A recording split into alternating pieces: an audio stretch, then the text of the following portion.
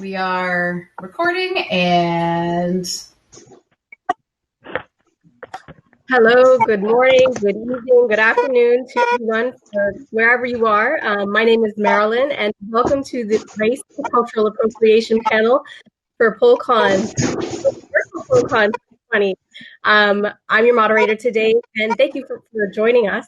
I'm going to hand it over to the panelists for them to introduce themselves. Sorry. So we're going to start with Elijah.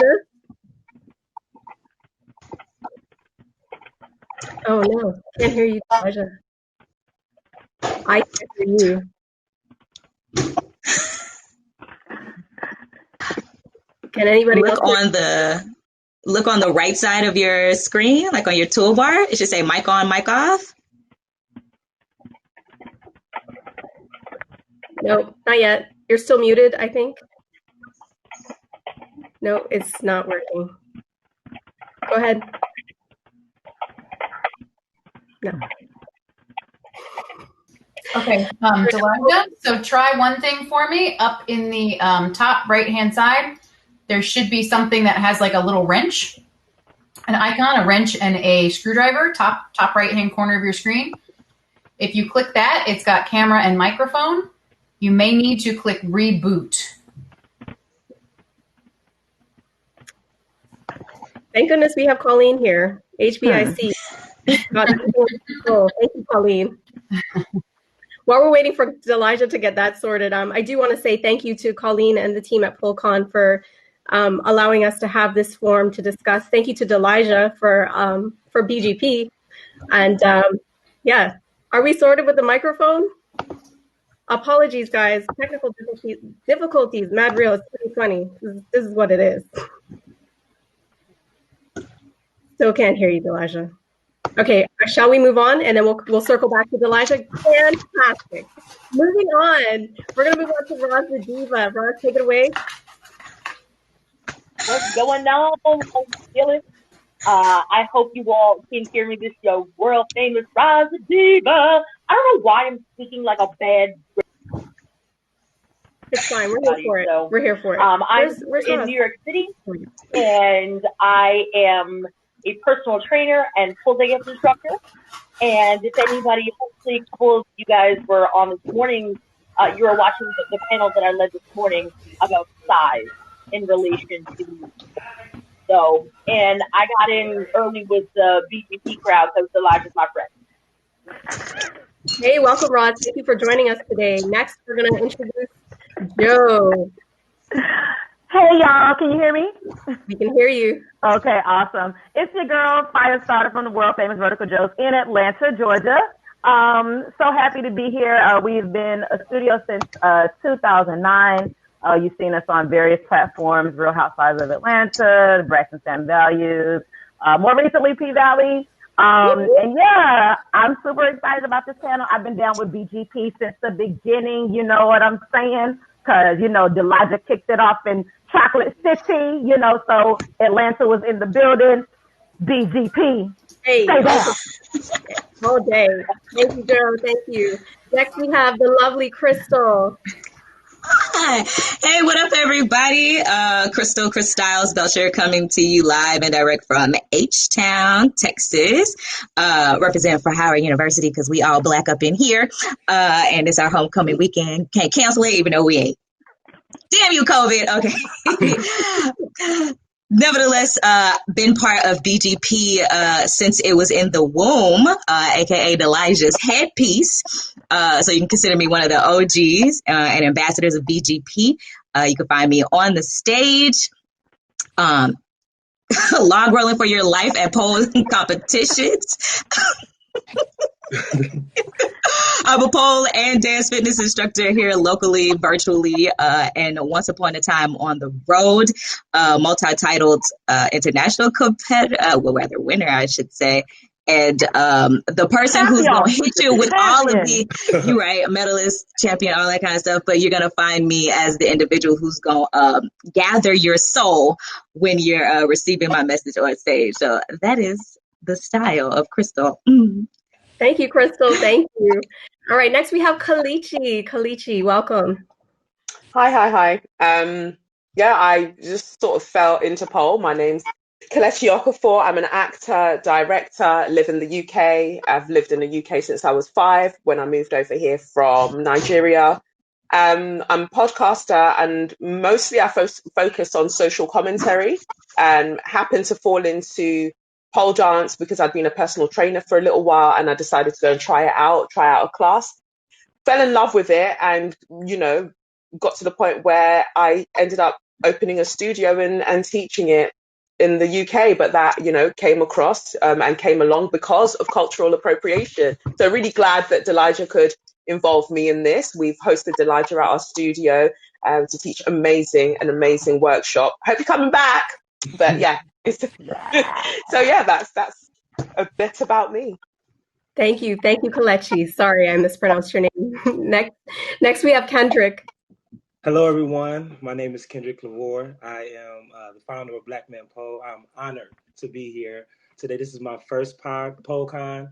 I am the owner of Studio 216 in Los Angeles, a pole and dance studio. We've been open for dance for 2 years. And we just started our pole this year. So I've been learning so much and I'm just honored to be here. Thank you, Kendrick. And finally, we have the one, the only Miss Delija. Can you hear me? Yeah. Yeah. I was like, okay.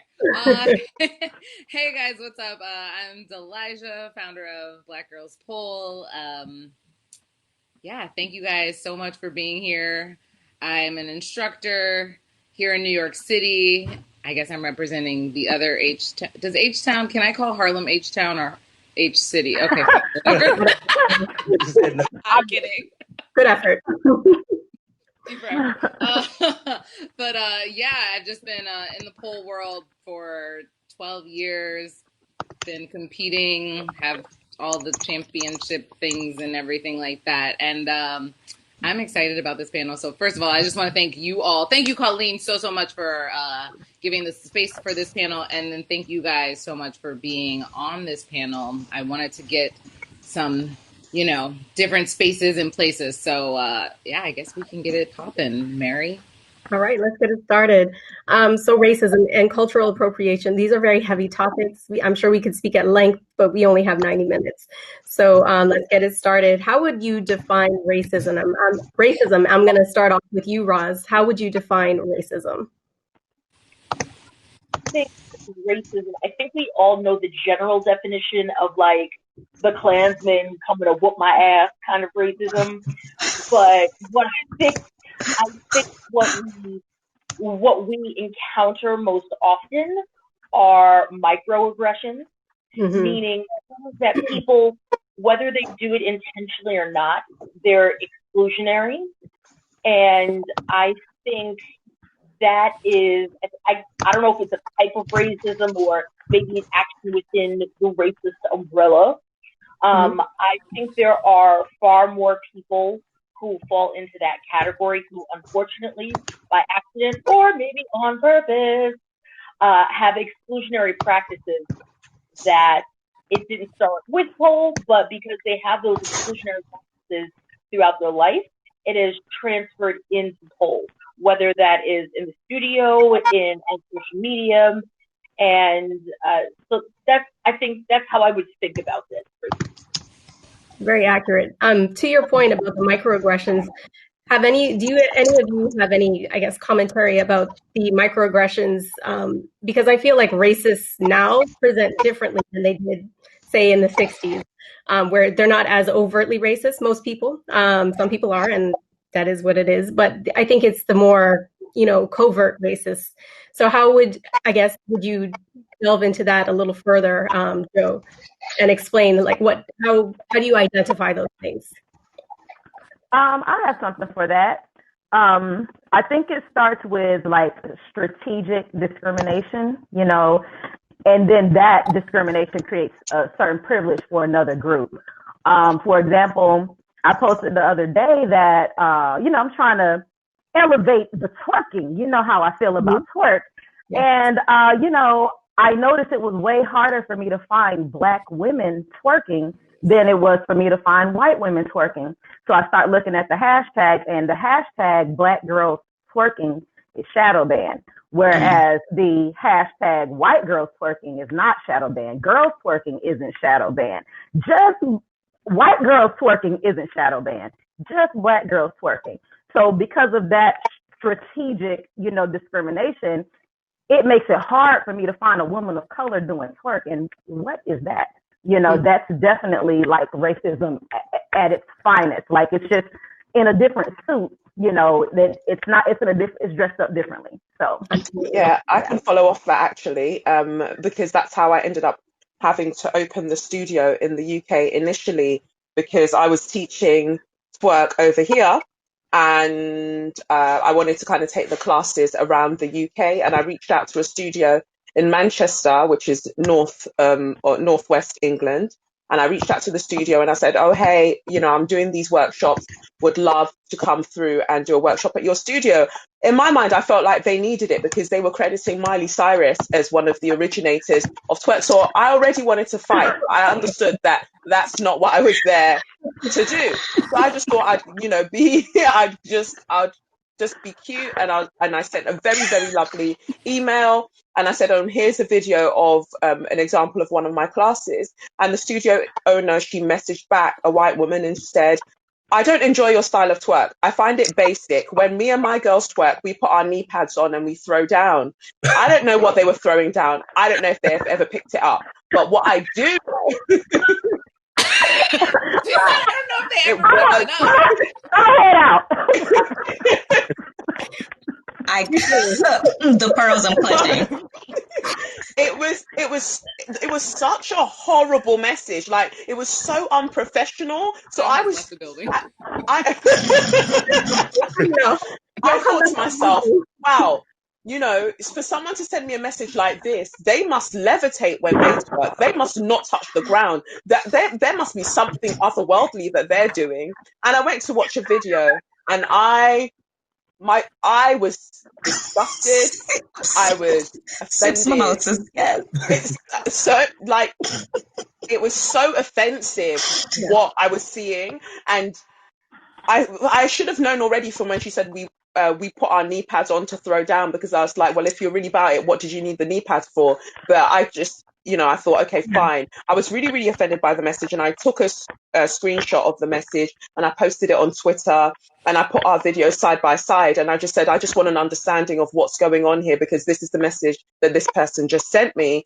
And the whole thing went viral. It was picked up first by Black Girl with Long Hair, a US site, and it just blew up. And so many Black women, mainly Black American women, were talking about it and saying that this is the problem that we face in the US. Things like this is horrendous. This is, open your own studio. Why don't you open your own studio? And to me at the time, it was ludicrous, because I consider myself to be an actor, not a studio owner. But I could see that everyone kept going, no, you need to open your own space. I'll come from America to visit, but you can't keep letting this happen. What's interesting, though, is that the studio that I was teaching at the time, the owner stayed quiet. They watched all of this play out. They watched this woman when she started getting backlash for her horrible comment. They watched as this happened, and how she started asking my colleagues if I had a boss. Who's her boss? If I had a boss, what were you planning for them to do? To fire me or to force me to apologize to you? So I think that that's very racialized. It's racialized against Black women, especially when we go and we work in white-owned spaces, generally speaking, because how far can you show up as Black? And how far can you bring the obstacles and the challenges that you face as a Black person? How far can you bring that into this space before it becomes uncomfortable for people? People didn't really want to have that conversation in the UK. So the only way that I could have that conversation was to open my space and then to just ignore everybody. Yeah, and kudos to you for taking such a negative situation and making it a catalyst for something very, very positive. So well done for that. Delija, I believe you had something to add to that. I think that it's crazy, because what you both are saying is my definition of cultural appropriation. That is taking something that doesn't belong to you, adopting it and then calling it your own. And then when the people that that was where it was birthed out of, come from. When those people have something to say about it, you're like, no, you're doing it too much. You're doing it too black. You're doing it too this way. This is how we do it. And it's like, you wouldn't have this if you didn't have us. So, and to me, that just spews cultural appropriation, and not giving credit where credit is due. Absolutely. So I think another aspect of the cultural appropriation, though, is the remuneration, compensation for this art form. That is the main bit that gets me. The fact that Black women are not, they're not compensated, they're not remunerated for being the originators of this art form. And when we're talking specifically about how it traveled through the, West African lineage across the Middle Passage, and it was brought to the Americas. When we don't look at that journey, we don't look at that trauma and the joy, the incredible nature of the fact that we were still able to cultivate something on new land and create something incredible. Now, when it's time to credit that thing, nobody's ready to run their check. But when it's a white woman that does it, then there's lots of money to be made from it. And we always watch white women on the main, in the mainstream go through this change, and they've all got to go through like a dirty stage. Christina Aguilera did it. All of them do it. They've got to go through this dirty stage. But what are the cultural signifiers? What are the visual signifiers that you use to have your dirty stage? It's always things that are linked to Black women. So these things help you sexify yourself and graduate into womanhood, but we're not afforded that same space, but you make lots of money from it. And somebody like Miley Cyrus can turn around and go, oh, I don't do any of that anymore. I was in the whole thing and it just wasn't for me. So you can pick it up and drop it whenever you feel like. And so that's the main thing that's missed out when it is cultural, when we talk about cultural appropriation, that we are not compensated for the fact that we were resilient enough to keep creating these things, and we are constantly erased. Exactly. And we have beverages going, we have fans going. Crystal, I believe you. Crystal, I'm like, I need a drink. This church fan. Yo, like, woo, we needed you, friend. We needed you. So much has been said.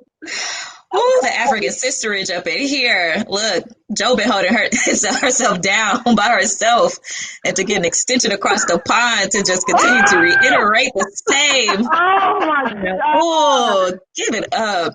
Come on. Ancestrage, that ancestral plane. I'm here for it. Wakanda. All right. So moving on, obviously not a totally different topic. Kendrick, do you have any examples of any time that you have experienced racism in the pole community? The pole community, not yet. But like I said, I've been in the dance industry for like 8 years now, in the entertainment industry. And it's all the time. It's harder. I'm usually the only Black person or Black male in the room most times, whether it was or going to the industry now. So it was over idolized at one point. Like, you have to be a certain Black male, and I was like, but I'm versatile, so I do different things.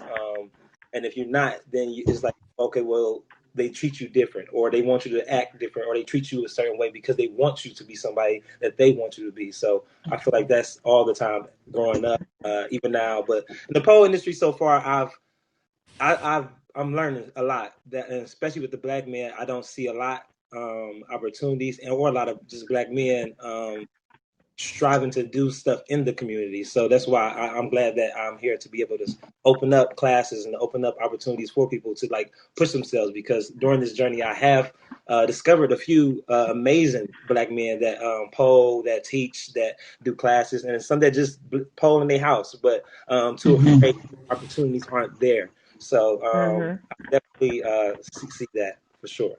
We appreciate you, even in your newness in the pole community, for, continuing to do this and keep it going. It's not easy at all. Jo, did you want to chime in on this?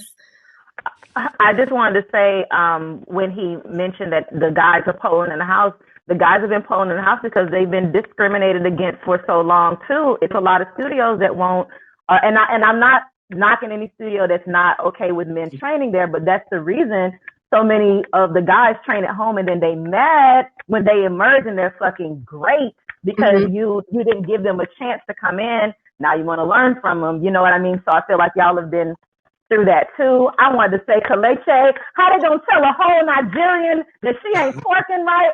I am bothered. Elijah, yeah. And get a beverage. That's fine. Yeah, and I just wanted to say real quick to Delija, she's always bringing us together because I follow Black Men's Pole, but I didn't know who was behind it. Kelechi, I've been over the pond several times and done lots of things in UK. Never met you, and I love you. All day. You know what I'm saying? So I just want to say that about the guys. We're going to do something. Yeah. And this is why it's amazing that Delija created Black Girls Poll, because I remember only being polling for like, I guess, 3 months at that point, and I started saying things like, you know, it's weird when I get a move, this teacher doesn't praise me, she doesn't celebrate me, and like, why are there so few Black women in this studio training? And then somebody said to me, oh yeah, it's like that, but there are Black people who do pole, there are Black women who do pole, go and follow this page. And that's how I ended up following and discovering, and that gave me the confidence to continue, because even if I was one of the very few people in that studio, I knew that around the world, especially in America, that there were other people who were doing exactly the same thing. So no, it's wonderful. And it's needed. It's needed. No matter what anyone has to say about Black Girls Pole, it's needed. Absolutely. Go ahead, Delija. I wanted to say to Kendrick, I literally remember being, you know, not in the same space, but being like, where are they? They're there. I don't know what they are. And like the first few like posts that I did, I was repeat posting people like Black girls that pole dance, because I just didn't know where they will come. They will come. And they did. Pole will come. I'm 6 years in, and I'm just like, all right, they're there. So keep doing what you're doing, because it is very, very much appreciated. And Thank you. Seriously, like, yeah. Agreed. So following off of those comments, Crystal, this is for you. How do you think we can make the pole community more inclusive? It seems like it's such a loaded question, yeah. Questions are loaded. They're heavy. More inclusive. You got this. If we're talking about from a business standpoint, I think that there's two sides to the story. One, as a business owner, whenever you're building these business plans, your first majority of the time, your first thought is bankability. How can I continue to get these coins so I can continue to afford my lifestyle? That's point one, usually the primary point. Part two is, how can I continue to deliver a service to the community around me so that not only am I bankable, but I provide something that they can walk away with that's positive, that's fun, that's entertaining, that not only they're going to use social media, but the power of hearsay is still a very remarkable institution. Next, when you're trying to figure out those two components, which market in my particular area am I trying to seek so I can, get all of the things? 9 times out of 10, the markets that they are seeking are not those really for the community. And that's an unfortunate recognition of that, but that's the reality of business. At the end of the day, you build a business so that you can afford to do particular things. So we get that. What people fail to realize is that even though you may find a profitable area in your in a particular neighborhood of your city, and you want a particular type of client, but with trying to get particular type of clients, you tend to exclude the community in that. Yeah. So I've seen Joe, and Joe's an amazing example of venturing to various parts of Atlanta proper that scale the community, are the pocketbooks of Atlanta. She's been in affluent areas, and she's been in, I will say, comfortable areas of Atlanta. And I think most recently in a gentrified, like, you in the hood, so you down with the people, they know what it is. But up the street around the corner, you are also with the community who got the coins, who can spend and don't mind spending, but, may look may look a certain direction just because of where she's located. And I mentioned all of those components to tell you that when you're thinking of these business plans to open your different facilities, you need to make space for the community at large. One studio in New Orleans, Awakenings, is an amazing example of that. She offers community classes. She's a white girl, but she's of German descent. This is my homegirl, Squeak Machine. Yeah. But she don't care about what color. If you got the dollars, whether it's $1, $2, because those are her community classes, because everybody can't afford everything at all times, or if you can afford the packages or the drop-in rates, at the end of the day, you are the same individual who is willing to not only invest their dollars, but invest their times, and you're going to get that same energy back to you.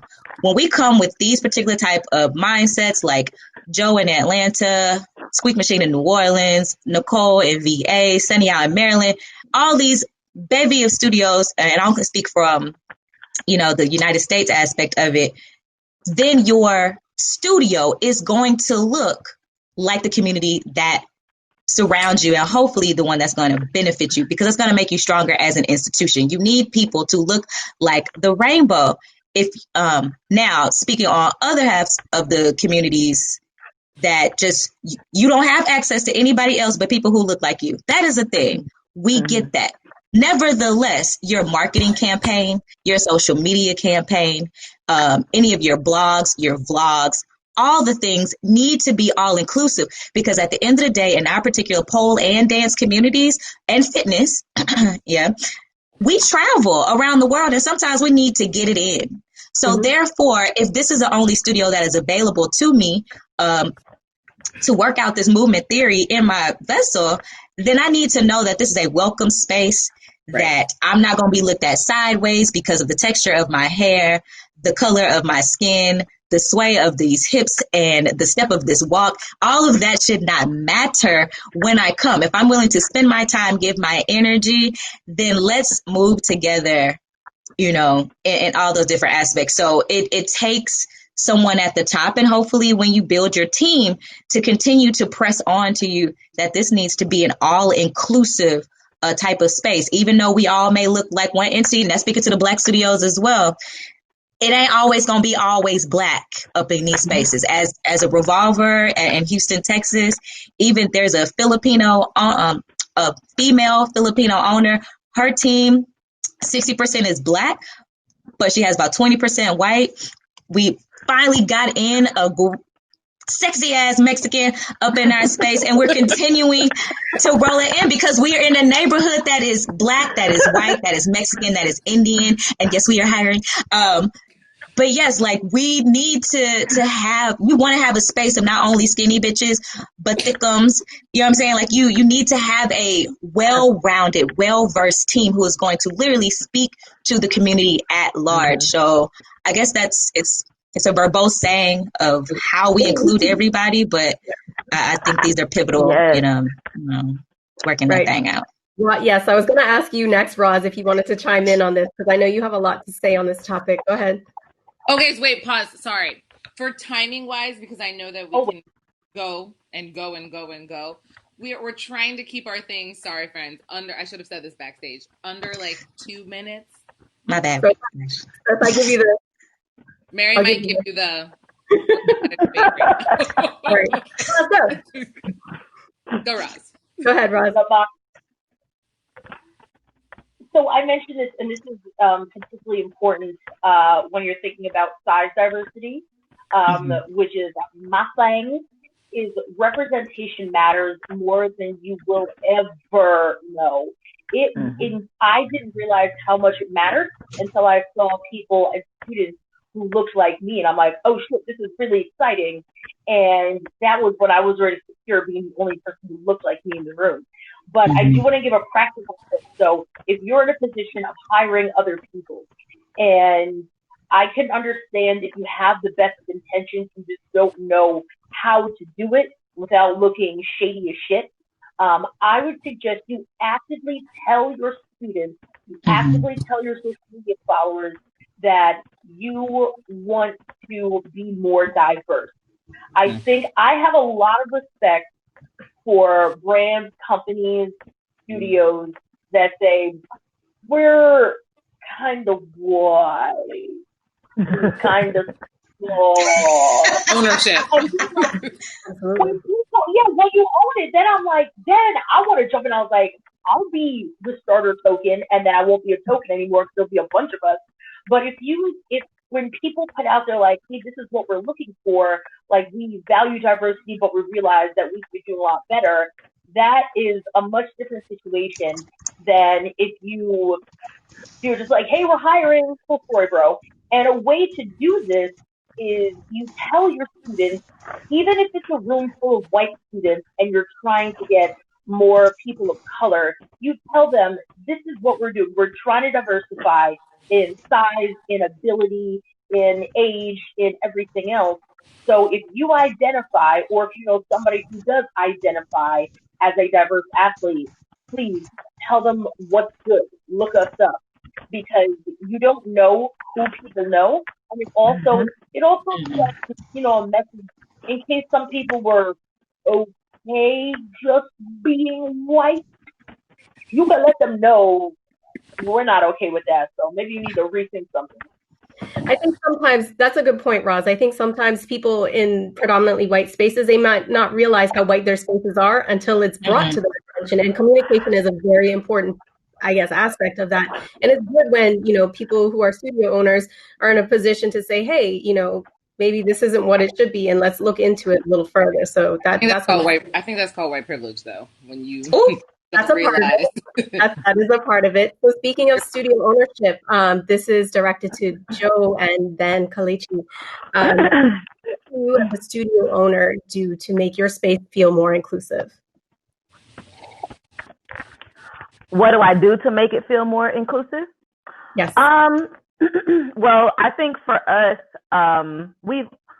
because of the area that we are in, Midtown is like a melting pot. So we made it a point to let everyone know that they are welcome in our space, because for a long time people think it's just like chocolate on chocolate on chocolate, and that you won't see anything else in the space. So we try to celebrate everybody, no matter size, gender, especially in Atlanta. Gender can be a little tricky. So we just let everybody know that you're welcome into our space. And one of the best ways that we did that was through our showcases. So we've been doing showcases since even before I started Vertical Joe's.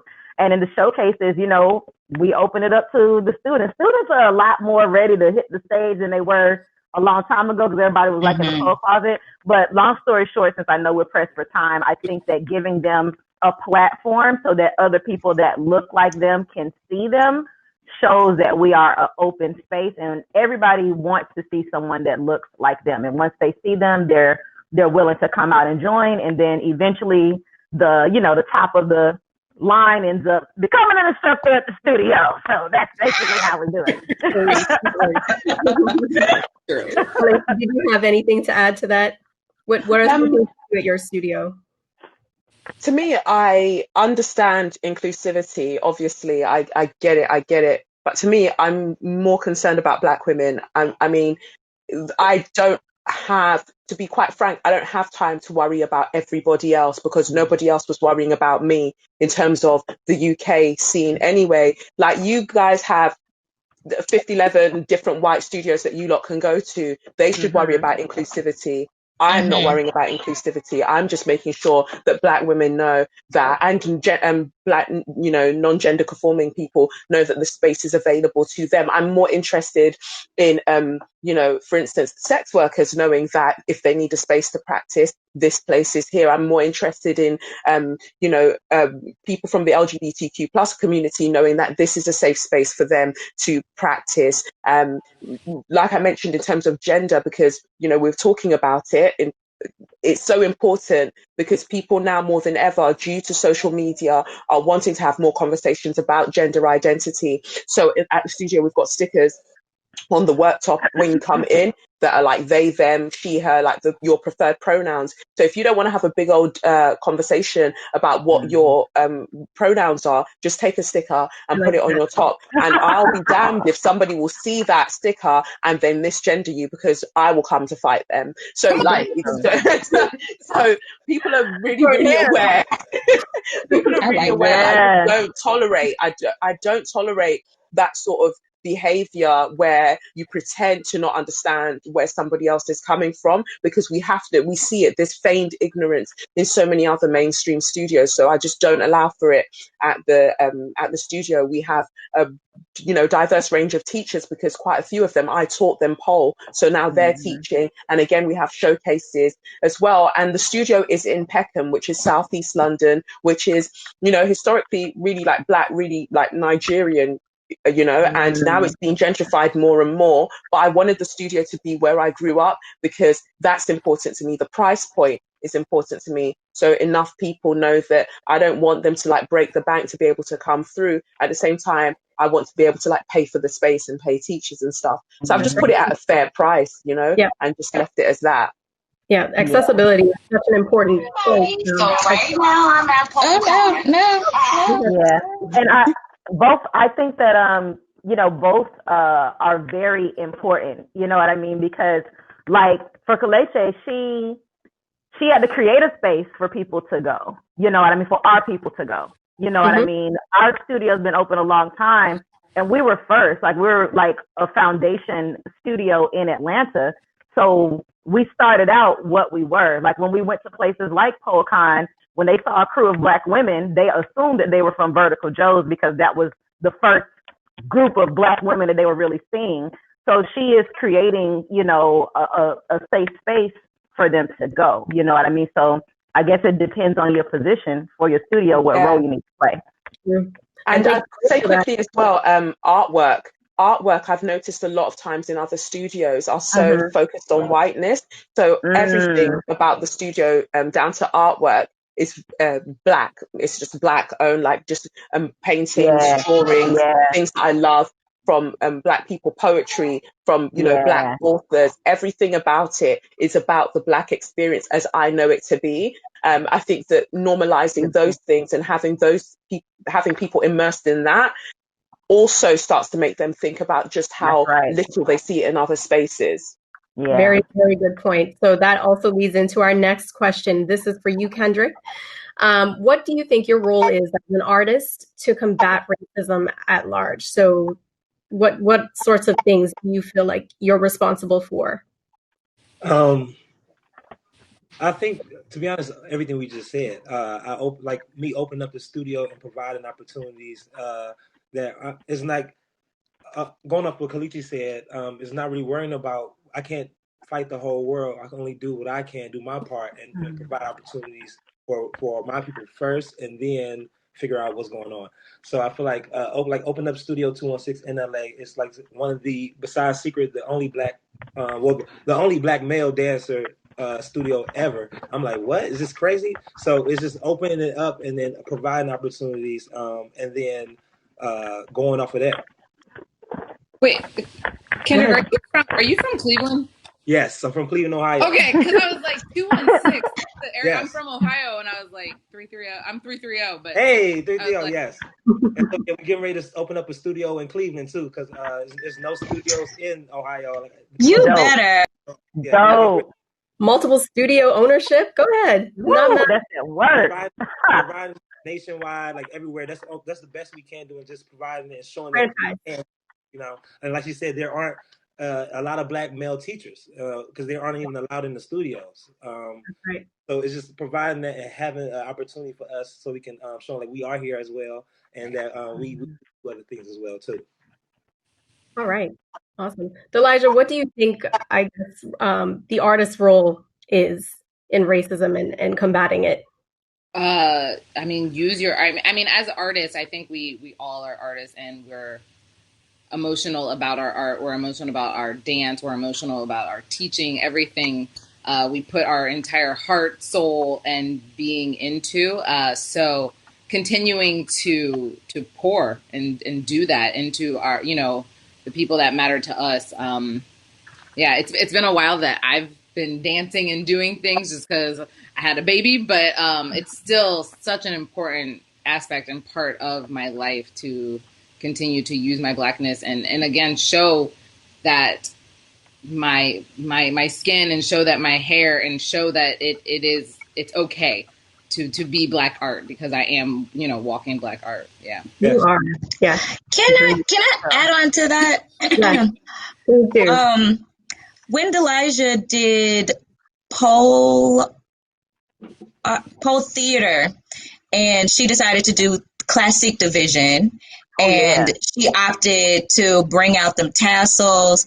Her first thong debut, if you will, like the artist of Delijah, like went through the phases of creation, and just the all the energy that involves, and no one of our color had been on that stage in that particular category as far as I knew at that point that she did it. No one was bold because, again, as Joe said, like we have our pole closeted moments, even just as regular dancers, athletes in different spaces. We don't necessarily want to show our range because of the backlash that one can get. And just to see her go through those emotions and then be able to produce that particular piece on stage not only spoke to ownership of self, ownership of womanhood, ownership of history, but just the ability to be visible and show everyone that we are a multifaceted entity and we should be respected as such. We don't have to necessarily be in full garb from head to toe. Like, this is pole. Booty meat, side boob, bellies need to be exposed so we don't kill ourselves on these poles. 1, 2, we can backflip for our lives if we need to in 6-inch heels. And we can be dynamic and expressive in our performance because as artists, you are obliged to make a statement, to be historians in many aspects. And that's what Delijah was offering at that particular point. That is not just y'all. There have been many of women and men of our particular skin tone and heritage that have been doing all of these things by our own wills and by force. So it is okay to pay homage to our Josephine Bakers, our Nina Simones, our Billie Holidays and Ellie Fitzgeralds, our Cage brothers, like all of these, Nicholas brothers, rather, like we need to be understanding that as artists, it is a priority for us to not only get out there to entertain, but to also deliver messages. And that's how I've been able to rather force myself and been very intentional about teaching people more than meets the eye. There's always going to be something behind it. And I'm really proud that Delijah took that chance on herself and, stepped out on faith in exposing something greater to our community. Thank you, Delijah. Thank you for that. So we're going to get comments from Roz, and then I have a question from the chat I want to read. So go ahead, Roz. So I'll take a different opinion. I don't think that we are obligated or required to go out and educate the masses. I think if you have a following, if you have a voice, any type of voice, whether it's one person listening or watching you or multiple people, then you've got a great opportunity. And I don't think you should squander it, but I personally don't feel compelled to go out and be the blackest thing all the time and to make that But you are, right? Right. I mean, by default. By default. So I think self. I think now certainly I've had my moments, and that's really exciting on stage. And I love that, but I don't think that there's a responsibility to necessarily represent Black. I think the responsibility is to whatever you are rocking with, rock hard. And I think there's a responsibility that you're teaching that you teach people in an ethical manner. I think learn from the experts in an ethical manner, but in terms of you necessarily having to be on the front lines of that, I don't think you have to. I could get. I'm definitely in concurrence with that. It can be exhausting having to be the face of the race in certain spaces all the time. So face of the race. Let me write that down. I know. I'm like the face of the race. You came with that. But that's another topic. That's another topic. All right. There's a question from the chat. This is from Juice. Do you all feel like because of the systemic racism that we face as Black people, that it may influence how some of us treat each other? So this is for anyone. Kendrick, we haven't heard from you in a minute. Of course. I think that anything we do, give me 1 second. I'm sorry, you guys.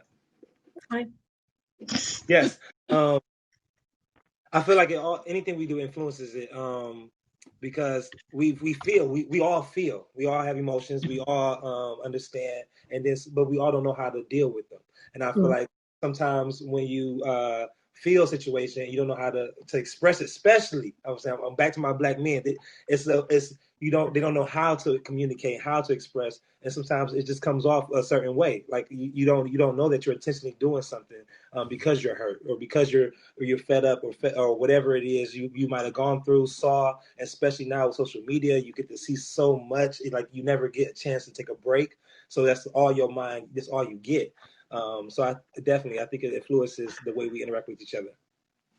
Okay. And I would just follow off the back of that and say, the trauma is extremely real. And obviously I wouldn't be speaking for, my siblings across the pond, but I just think about, the fact that when I think about Nigeria, for instance, to have been colonized for how long by, Britain, that does something to the psyche, the collective psyche of a people. You internalize things, whether you want to or not.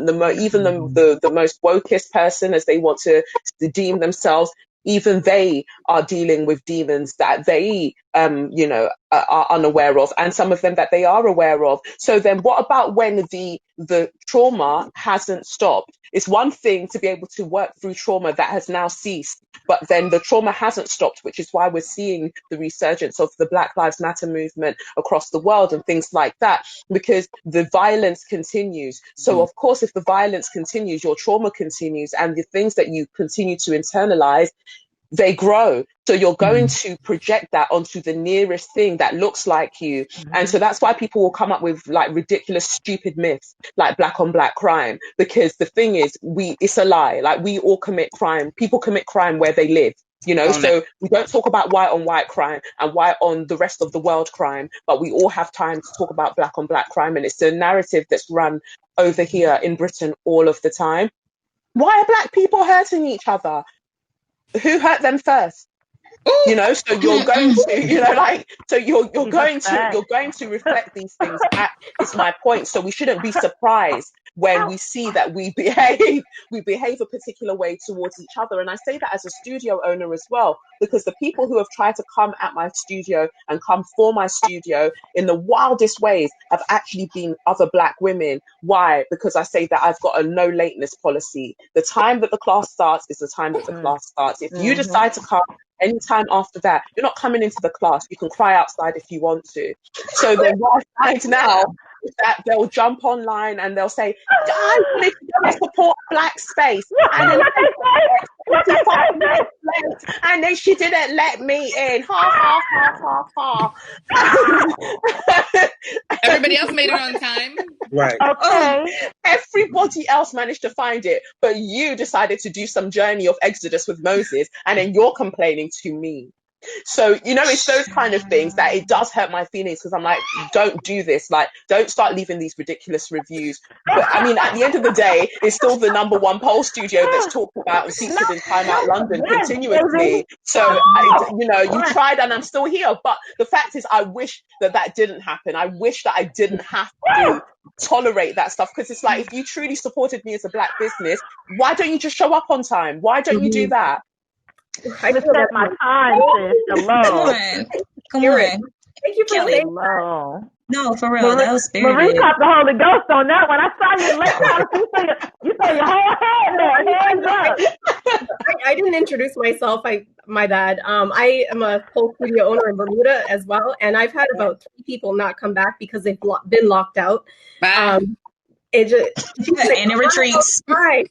Unfortunately, there's only 60,000 people in Sweden, so I can't really say try outside. But Listen, I learned this in the yoga studio, though. They do that all the time, so it don't even matter. But can we talk about like the and I'm sorry, Mary, but can we talk about that backlash or like that follow through of systematic racism sitting so much in our spirits that we go against one another to the point that we don't want to support each other holistically, that we don't want to be, you know what I'm saying? We continue to these narratives of again, what Kelechi was saying of the black on black. Well, you know, I went to their studio, you know, it don't look pretty or whatever. Like, it's got to be Equinox, you know, visually. I'm like, honey, if you could just study the history of pole, we was in somebody's garage 2 years ago. And now they finally got a brick and mortar. Like, please stop with the foolishness, y'all. Like, we got to continue to build back these Black Wall Streets and these Harlem Renaissance mind thoughts of not just the talented, but the talented 100, you know what I'm saying? Like, we are all a part of this collective, and systematic racism is a part of embedding us with these, sorry for the expletive, but these bullshit notions that we are not greater than what we have been sought to be, regardless of where we come from and how we got here. But that's also a part of the narrative that we need to continue to check our tongues and what we speak out into this world, so that we don't continue to manifest the utter butter bullshit of the systematic racism that's across the world. Because it ain't just, as you can see, it's from pond to pond and around. I'm going to go a little bit off script here. I know this isn't one of the questions, but it kind of relates to what Crystal said. So have any of you ever found yourselves in a situation in the pole world where you've had to like censor yourself or code switch? So I don't know if you guys know what code switching is, but where you're speaking, you know, you speak casually to your peers and then you find yourself having to switch it up because you're in a different setting. Have any of you ever experienced that? In the pole world or in a professional space? No, not in the professional space, in the pole world. Rod got a hand up. Rod, go ahead. So the first workshops I ever taught in pole were in Boise, Idaho. Oh, child. Sorry. I didn't mean that. That just came out. Listen, I have a habit of going to the absolute whitest places that exist. But then hang out. So, but anywho, so I was in Boise and I was invited to go there, and I had a fantastic experience. But what was a little awkward though is, for me, I didn't censor myself, but I kind of second guessed with some of the songs that I was playing. So the classic chocolate jam, if you will, is the butt, not the butt, the butt. The butt.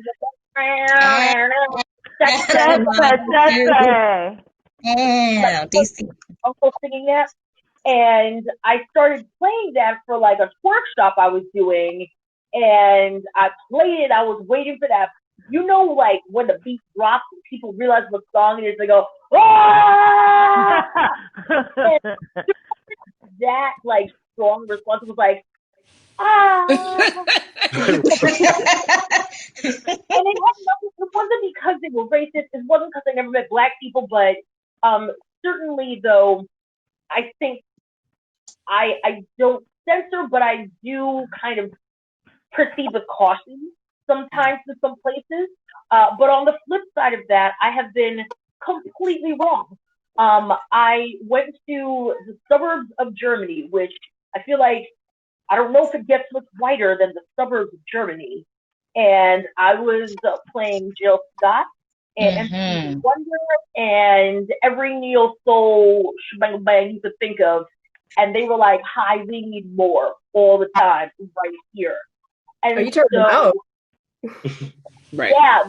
So I've had a number of different experiences. I think now I'm in a place as an instructor where I listen to whatever the hell I want to listen to, and everybody else can just rock with it. But I also have that privilege because I've been doing this for a minute. But that is something that I have had to think about. Sort of like, what are people's reactions if I play this song? Does anybody else have anything to add?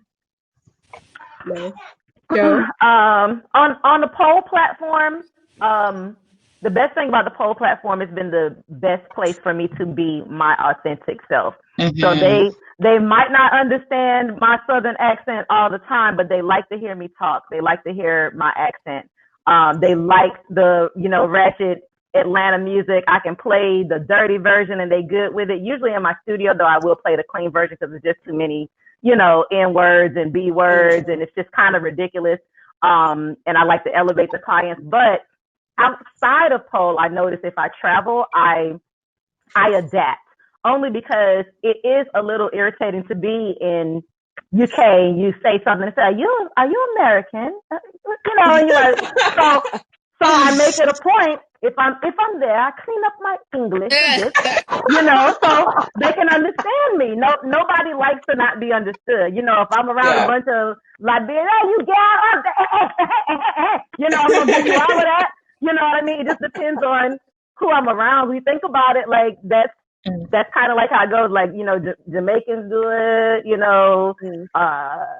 West Africans do it. Like, you talking to someone, you straight up and down. When you come around your people, you sound a little bit different. So yeah, but I can understand if someone needs to clean it up a little bit so they can receive you, and then once you got them, then you give it to them, and you give them a little bit.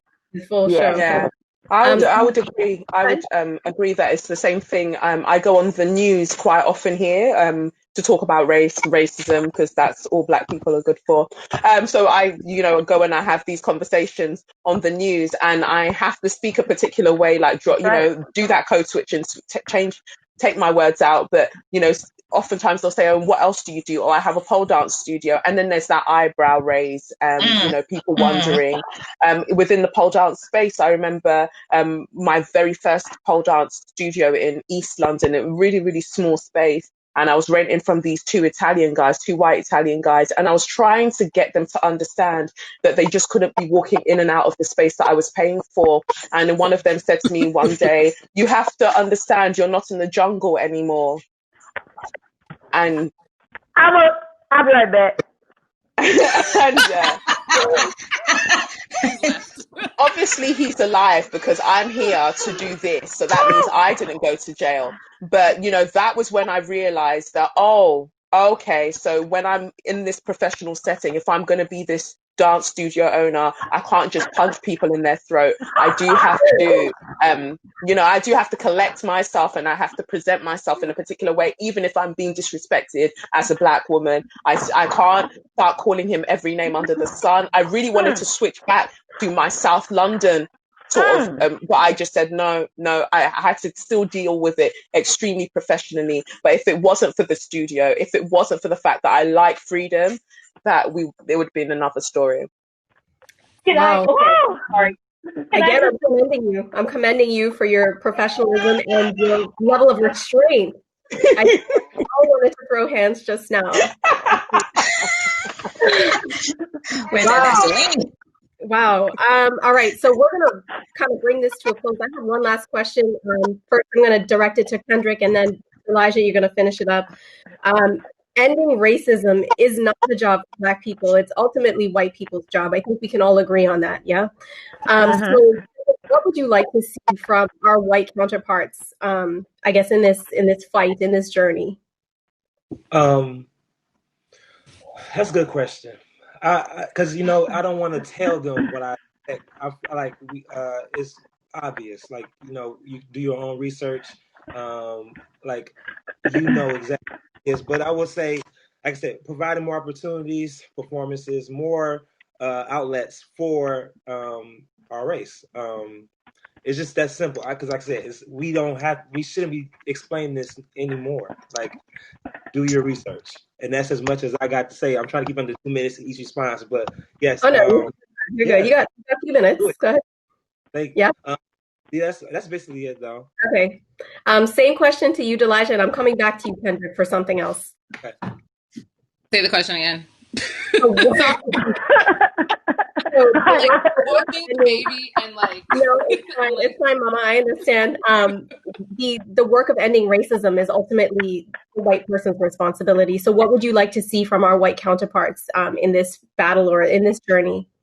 This is heavy. It is. No, no, right? Look, I wrote this one down, Marie. So whenever if you Come on, Reese, did homework. It is such a loaded question, but it really does, and I think we can all say like it's out there. Google is a godsend. Come on, Google.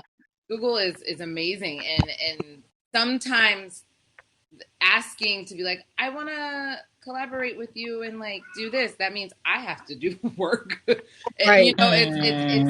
It's stepping it up, step up, and take the initiative on it. And I'll back you all the way and like support you in this. But sometimes it's just like taking the ownership and being able to recognize when you are doing certain things and seeing that you have white privilege and understanding that white privilege doesn't just look a certain way, but white privilege can be so many different ways and look so many different ways that you might not even it actually presents differently. It looks so many ways that I don't think that people can understand, but it really does come down to kind of doing the work and taking that extra 5 minutes to be on Google, taking the extra 5 minutes to click to the next link, take the, it just goes to the next step. You have an extra 5 minutes to do this. So like, go for it and go down that rabbit hole. Do it. So it's funny after, I guess the uprising in the States, this racial awakening, I'm sure you all experienced this. I certainly did. And I don't even live in the States. White people reaching out to you in your DMs, sending emails, phone calls. What can I do? Yep. So to me, the equivalent of that, I see you, Delijah. The equivalent of that is like brands sending messages on your posts saying, DM me for info on how you can get involved. And then, you get this discount code. Like it's the equivalent of that. Like, no, thank you. No, thank you. If you want me to be an influencer, I'll do that. If you want to know about racism, you don't need to ask me. Just go do what you got to do. You don't need. And what's interesting about that is coming to you, Roz, after is that it took a bunch of black squares for you to realize that there's nothing black on your page. Why did it take you that long? And that's where I get so like, why do people have to literally black out their pages for you to realize that you have, and this is the message that I actually started replying back to all of these brands that hit me up. It's like, out of 1,200 posts, you have 2 people of color. The fact that it took these black squares for you to realize that is a white privilege problem, and it's not my problem, it's your problem. Right. It's not right. Go ahead, Roz. What you say? Sorry. Yeah. Sorry. Go ahead, Roz. So I have a suggestion for studios. Rather than reach out with awkward words, because I got a ton of those white guilt messages, and I'm not mad at them because I don't. Oh no! But, wait, there you are. Wait, go back to 2 sentences. No, I don't know how to support them. Yeah. So it was awkward for me because I don't exactly know how to support allies as they're trying to support me. So I think allies is brand new for a lot of people, and we're all trying to figure this out. But I think what you can do is, rather than say, hey, how can we help, is if somebody could reach out to us and say, I would love for you to do an audit of our social media, or come in and do an audit of our studio to discuss, like, where are we missing? What are we doing? How can we do better? I love And I'm thinking about that, especially because I just finished taking a fitness certification for working with athletes with disabilities, and which is a whole nother group that gets shit on, maybe even worse than us. And now I'm like, when I thought I was accessible and when I thought I was being a good ally and doing things the right way, turns out I'm a hot ass mess.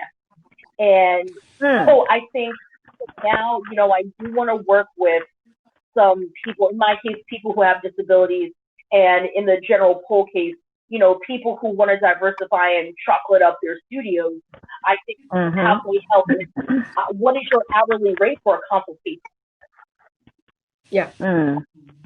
Okay. That part. That was an excellent point, and there was a comment about making sure you get paid for that audit work that you're doing. So we're gonna wrap it up for real this time. Hendrik, Yes.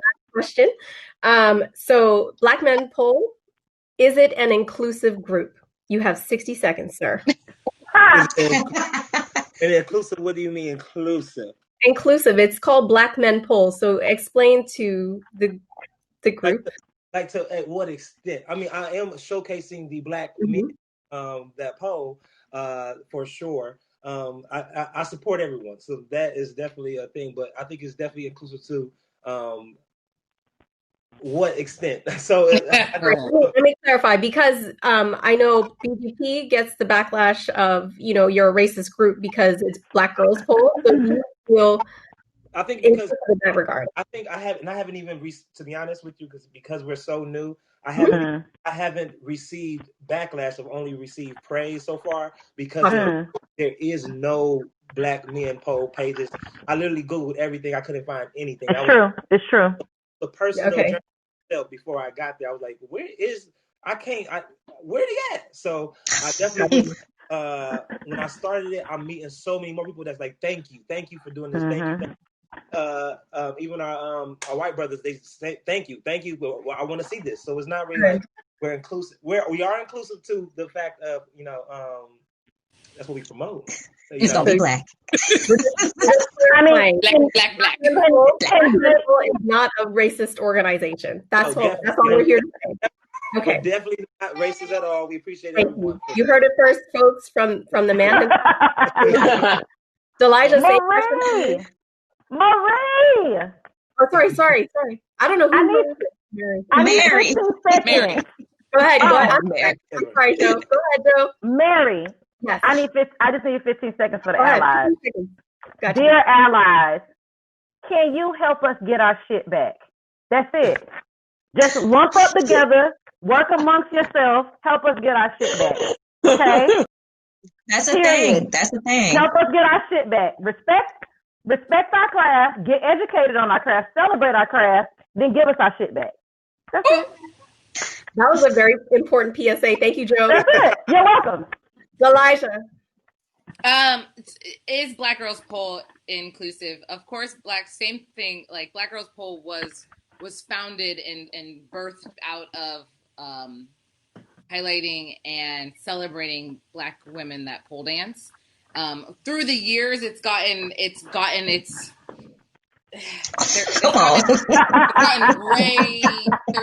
like a maroonish, chocolatey. The hues of blackness. Right, it's like the hues of blackness now. Thank you for that. Yes. But first and foremost, it always was to enhance and celebrate and give Black women a safe space and to highlight them. Because it's giving them a safe space does not mean that I'm calling out, that I'm saying you can't sit with us, exactly. Because I wasn't allowed to sit with you for so many other reasons. Like, let us have a table for a second. Like, let us have a table, and let us get the table situated and let us eat at this table first. And then we'll chat with you. You can come over for dessert, but but I did in the beginning get well, why isn't there a white girls poll? And I will always push it back to this. Roz said this the best, and it was legit 6 years ago. And I always say this when people say, well, I'm going to make white girls poll. And I'm like, you don't have to. There already is white girl. You're living it. You are in it, So the reason that Black Girls Yoga and Black Men's Poll and Black Girls Run and all of these things happen is because we didn't see ourselves being highlighted and celebrated in the way that we should be. Because I run. No, I don't run. I'm sorry. Other Black women run, other Black women pole dance, other Black women do yoga, but we weren't seen. So I think it's just to be seen. That is always going to be my message. It'll never be to put down another, anyone else. It'll always be to uplift my girls. So yeah. All right. Well said. Very well said, Elijah. To our panelists, thank you very much for your time today. Thank you for your openness. And Colleen, thank you once again. Thank you, Delija, for this forum. We appreciate you. And everybody enjoy the rest of Virtual PoleCon. Thank you. Wait, I'm sorry. There's people asking, do you guys have posters of it? I just noticed that there's a discussion thingy over to the side. I've been talking to y'all in this discussion group. Where the coming from? Where the blue thumbs coming from? Yes, I think we can arrange to get posters. Elma Lorraine Shaw. Elma, hit up Delija on BGP. Yes, Delija, and routing all requests through Delija. It's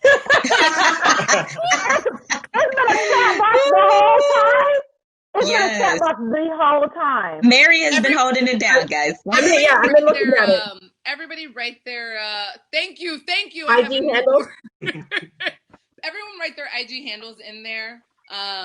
Can someone else take that task on? I'm about to delegate tasks, y'all, because first of all, so the person who was asking about posters, you see our IG handles there. Make sure you hit us up and let us know if you're interested in getting some posters for your space or for your, wherever. And I think if there aren't any more questions, I think that ends this discussion. Thank you guys again for real this time. We appreciate your time. Thank you for the discussion. And do enjoy the rest of Virtual PoleCon. Bye, everybody. Bye, guys. Bye. Thank you. Man, I ain't going nowhere. I got go to visit the vendors. Go visit the vendors. Go to the vendors. Support. Go to the vendors, and then if you want to close out, you could just close your browser, or you can go join another one. There's another movement workshop starting soon, and then a panel in here in 15 minutes. Well, not in here, virtually in here. Thank you. Look, I am in denial. You know I love a chat box. Let's go. Let's go backstage, Joe. No, I want to read the chat box. You can read the chat box. I'm going to stop the recording and go to the next panel. Oh. Okay, let me get up out of here. Thank you, Colleen. Love you, bud. Love you too, bud. Bye.